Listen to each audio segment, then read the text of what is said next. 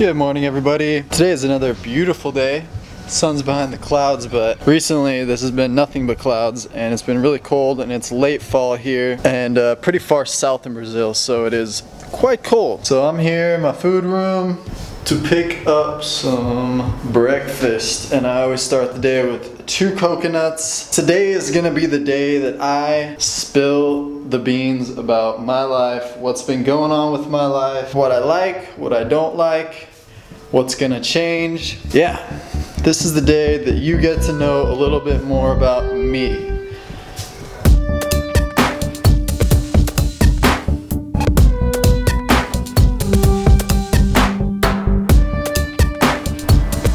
So I'd like to tell my whole story right now, but I feel like that would take like a long time, and I really don't want to spend a 25-minute video doing this at the moment. I want to go eat soon, so just while I drink my coconut water, I'm going to tell you a little bit about me right now. And yeah, so I just did my water fast. I've done other water fasts, but in this one I really honed in on the desire of change for the better, for what I want, following my intuition. Forever I've wanted to be a fruitarian. It's just made so much sense to me. I remember back when I first started eating raw foods 9 years ago, I was eating a very gourmet fat raw diet. I was eating a lot more fruit than most gourmet raw foodists. For example, David and all those people say, don't eat too much fruit, you're gonna get fat. Fruitarianism doesn't work. But somewhere deep inside me knew that one day I was gonna be a fruitarian. I said it once, I remember it being like, one day I think I'm gonna be a fruitarian. Granted, back then I did think one day I'm gonna be a breatharian, and I don't believe in that now, unless maybe you're meditating, sitting, doing nothing. Anyways, basically all the breatharians have been debunked, and recently one of them even came out saying it's a whole money-making scam. Anyway, that's not what this is about, but this is about fruitarianism, which I do not believe in any way is a money-making scam. I do believe people like Ann Osborne, Ted Carr, and such are living on pure fruits. There's very few of them in the world that are living on pure fruits, no leaves, no anything. I've proven to myself that it's possible to live on a raw vegan diet. I've been doing it for 9 years.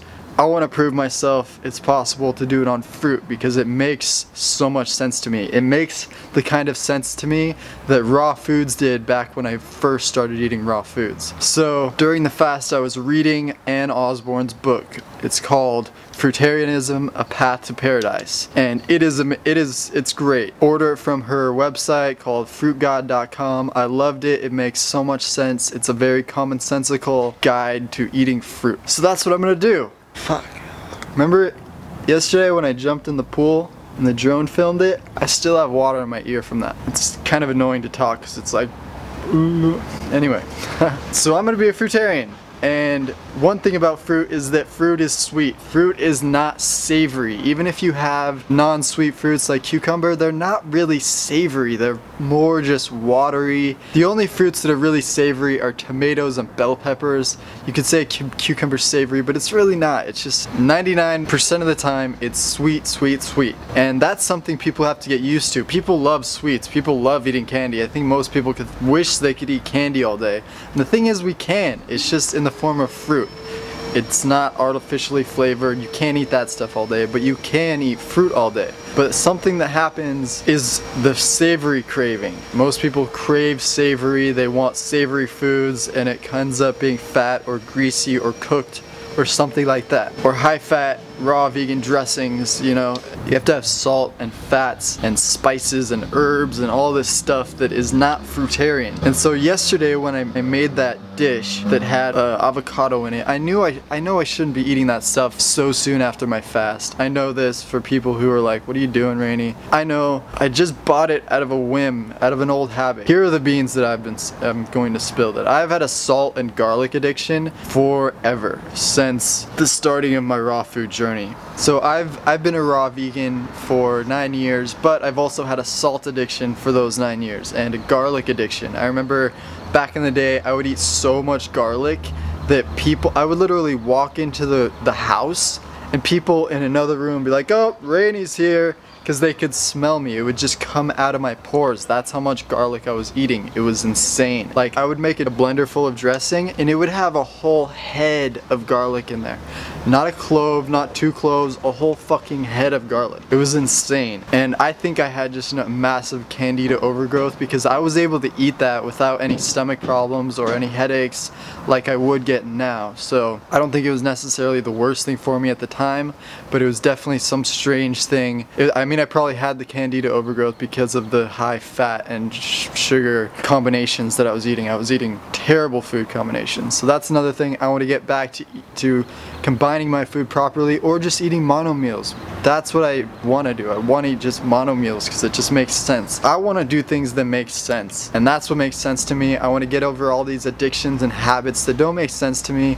They're just there. No more salt, no more high fat, no more crazy mixtures of foods, no more greens because I just don't enjoy greens, and I don't enjoy eating zucchini. I don't enjoy eating these things that I have to put salt on, or herbs or spices or fats or nuts or seeds or whatever, you know? So I'm gonna eat sweet. And one thing that really made sense to me is in Ann Osborne's book, it talks about how when mammals are brought up and they're drinking breast milk, the flavor of the breast milk kind of gets the baby ready for its future diet. When it comes to cows, their breast milk is savory. When it comes to humans, their breast milk is sweet. And so that kind of says that we should be eating sweet foods and cows should be eating grass or savory foods. That makes sense to me. Fruit just tastes delicious. It's just amazing. Its sweetness is sweetness. Like, we don't say, oh dude, that's savory. We say, oh, that's sweet. We love sweet. Sweet is good. Yesterday when I was eating that salad that I said I had to add a little tiny pinch of salt to just to make it like enjoyable, and then even after then I saw my wife's raisins on the table and I was like, that's what I really want. That's gonna taste way better than anything in here. So I grabbed a little handful, put it in the salad, and every time I hit one of those raisins, it was like, whoa, that tastes good. Whoa, it's sweet. Now all I wanted to do was pick out all the raisins, throw away the rest, and then go look for more sweet food. So I want to be a sweet fruitarian. So I'm gonna do it. So let's celebrate by eating this beautiful watermelon.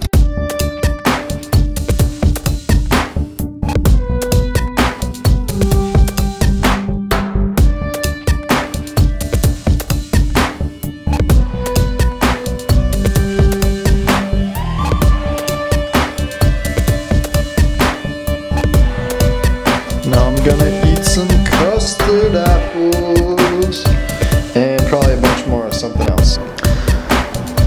This one's ready. This one's definitely ready. 4 custard apples for lunch. So I guess I'm just gonna narrate it after the fact.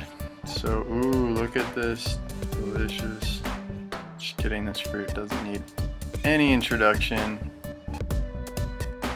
It is just straight up amazing. If you never had it, you have got to do it. Just buy your plane ticket somewhere now and find it. This is what I had for dinner. Actually, I had a pineapple after this that will not be shown. Yeah, bye.